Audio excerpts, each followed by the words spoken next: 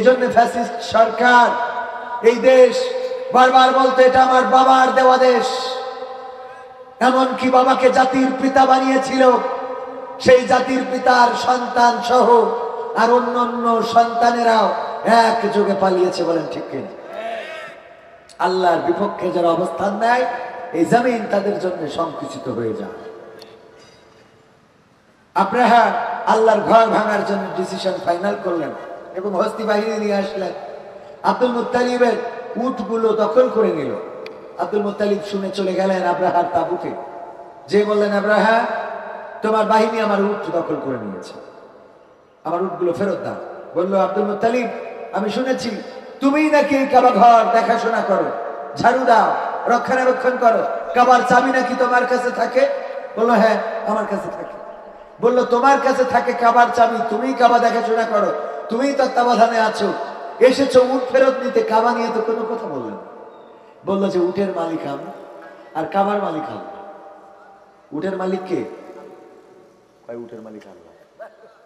উট অধীনস্থ করে দিয়েছে, উটের মালিক করে দিয়েছেন আব্দুল মুত্তালিব। উনি বললেন, আমি তো উটের মালিক, এই উটগুলো আল্লাহ আমার অধীনস্থ করে দিয়েছেন, তো আমার উট আমি ছাড়িয়ে নেওয়ার জন্য এসেছি। আল্লাহর কাবা যদি আল্লাহর প্রয়োজন হয় ছাড়িয়ে নেবে। সুবহানাল্লাহ। কনফিডেন্স। নবীজির দাদা, তখন ইসলাম আসে না, নবীজি সাল্লাল্লাহু আলাইহি সাল্লামের দাদা বললেন, আমার উট আমি ফেরত দিতে এসেছি, কারণ উটগুলো আমার অধীনস্থ, কিন্তু কাবাটা তো আল্লাহ, এই কাবা রক্ষার দায়িত্ব আমি নেব কেন? এই কাবা রক্ষার দায়িত্ব তিনি নেবেন যিনি কাবার মালিক।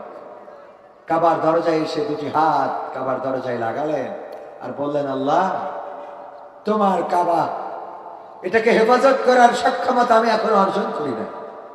আমি আব্রাহার হস্তি বাহিনীর সামনে দাঁড়াবো, সেই বাহিনী আমার নাই, সেই শক্তি আমার নাই।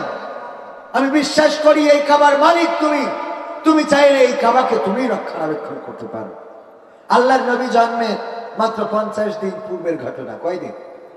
50 দিন। কোন বর্ণনায় এসেছে 60 দিন। তো 50 এবং 60 এই মাত্র কয়দিনের ঘটনা, কয়দিন আগের ঘটনা।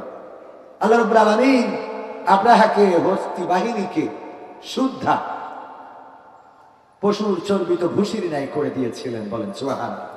সূরা ফিল পড়লে সেটা আমরা পাই।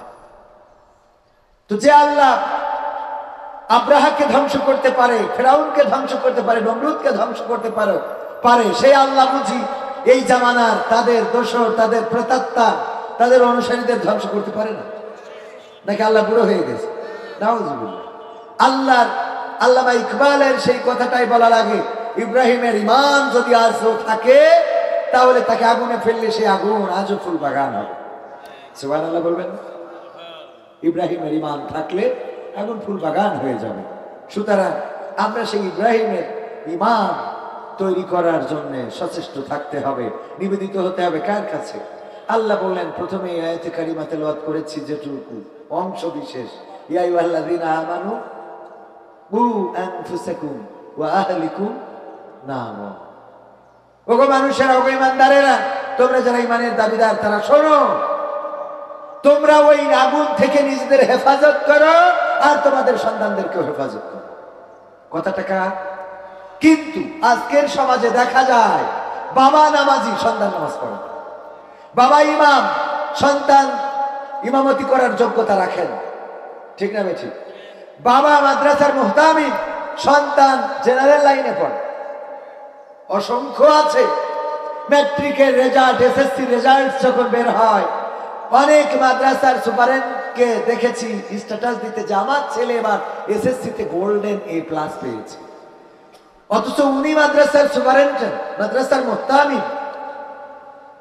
ভাইরা, আমরা আমাদের সন্তানদেরকে আগুন থেকে বাঁচানোর চেষ্টা করছি, ঠিক বললাম না? ঠিক বলি।